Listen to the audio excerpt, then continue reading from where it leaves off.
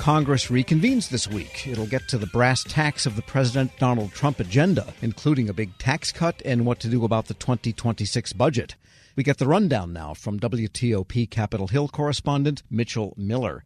And they are back. They've had a nice week off, fighting nonetheless. And budget reconciliation, is that going to be the first thing on the agenda? Yeah, absolutely. Congress kept the government up and running, as you know, with that continuing resolution that they recently passed, and then lawmakers headed back to their districts. Now, House and Senate Republicans really need to figure out the path forward for this one big, beautiful bill that the House passed earlier and make sure the Senate leadership is on board. One of the biggest challenges will be making sure that everything is paid for, and the House Energy and Commerce Committee has been directed to come up with $880 billion in cuts.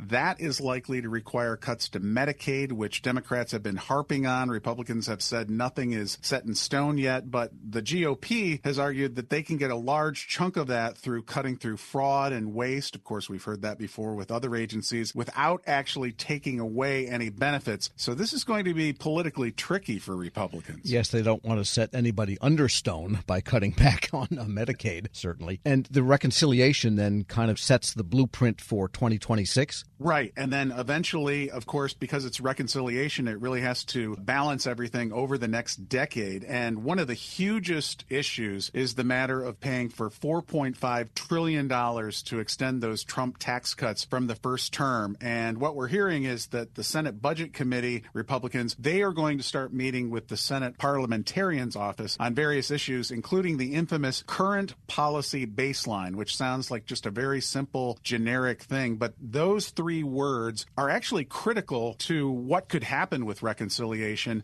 Senators want to use the baseline to say, actually, this is not going to cost anything because the $4.5 trillion is just being extended from the original 2017 tax cuts. That is a major issue for GOP lawmakers, obviously, since through reconciliation, everything, as I mentioned, has to be paid for over the next 10 years. Yeah, 10 years. And, of course, they can change any course over the 10 years. But this reconciliation, it's going to be a big fight. I mean, it's just heating up, fair to say. Absolutely. I mean, really, you could argue that the easy part is now over, even though there was a huge kerfuffle, obviously, before the continuing resolution was passed and whether or not the government was going to be shut down. For Republicans, this is a massive deal, and the House and Senate really have to get on the same page. And, of course, as you well know, in connection with reconciliation, you have all these arcane rules, including the Byrd Rule, named after Senator Robert Byrd, and the infamous Byrd Bath. Since this money cannot be used for discretionary spending, it's basically a tool to get around things so that they can get a lot of their policy initiatives and tax cuts in this case. And among the things that could come up is House conservatives are worried that the Senate Republicans may try to lower the budget blueprint of $1.5 trillion in spending cuts. So I think you're going to see a lot of banging of the heads in these key committees with House Ways and Means Committee and Senate leadership. You know, they're trying to make sure everything is all on the same page right now, but we are going to see some fights within the Republican Party. And by the way, what about that $1 billion cut in the District of Columbia budget? There's a lot of potholes in the district.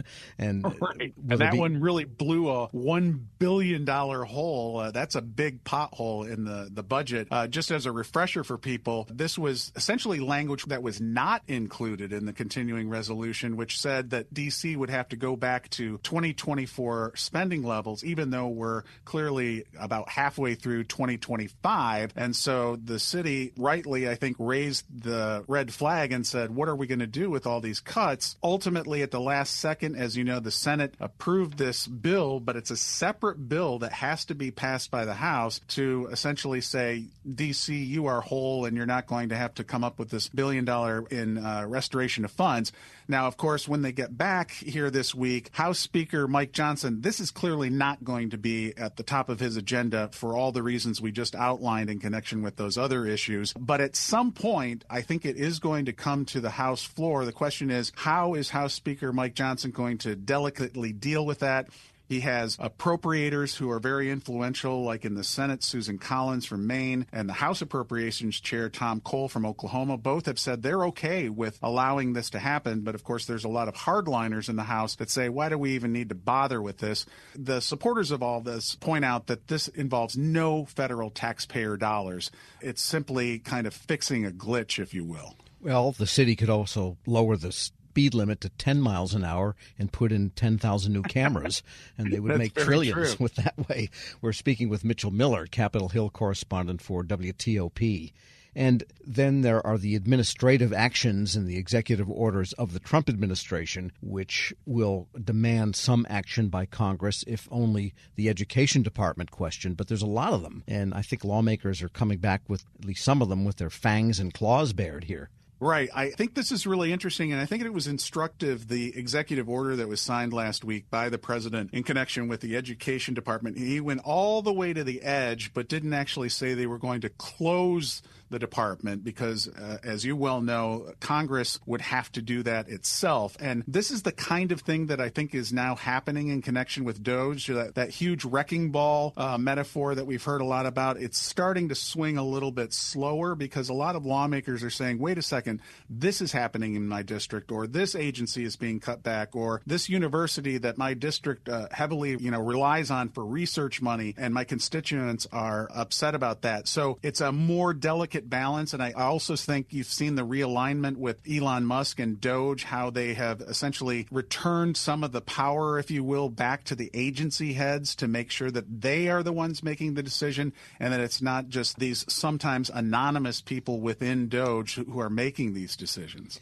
And the president did say that the DOGE had a time limit. I think it was 18 months.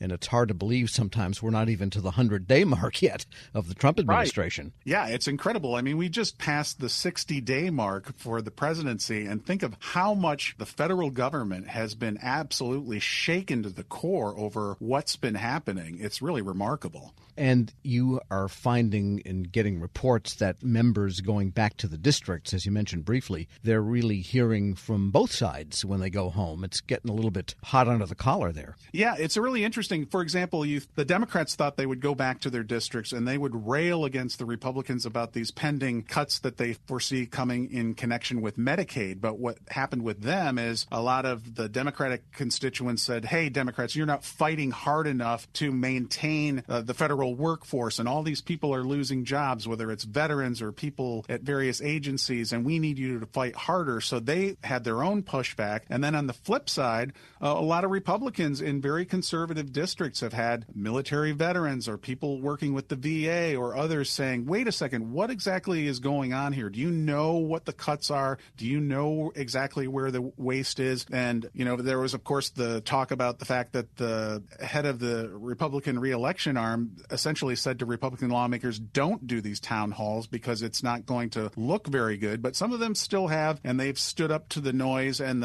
faced the music. But this period where the lawmakers all went back to their districts for the so-called working period, a lot of them were working pretty hard to get the support of the people back in their districts. And by the way, is there any capacity for little bills that just maybe even have bipartisan support, such as air traffic control, hiring, funding, support, that kind of thing that Representative Dina Titus has put forth? Not a big bill, something both sides agree on. Can they get to any of these things right now? That's really the big question, because there has been a lot of legislation. Of course, a lot of people releasing various proposals that have been coming out, but they have been overshadowed by all of these larger issues. I think that there is some room when you're talking about all these issues, like with the FAA or air traffic controllers, that they will try to maybe work some of these in. But right now, everything is kind of getting pushed to the side here. Democrats, of course, are offering up all kinds of legislation in connection with DOGE and try to make the government more accountable in connection with the administration is doing. But I think until we get over the huge hump of the one big beautiful bill and whatever Republicans are going to do, a lot of these other pieces of legislation that would normally be getting a lot of attention are going to be put to the side, at least for a while. Mitchell Miller is Capitol Hill correspondent for WTOP. As always, thanks so much. You bet. We'll post this interview at federalnewsnetwork.com/Federal Drive. Hear the Federal Drive on your schedule. Subscribe wherever you get your podcasts.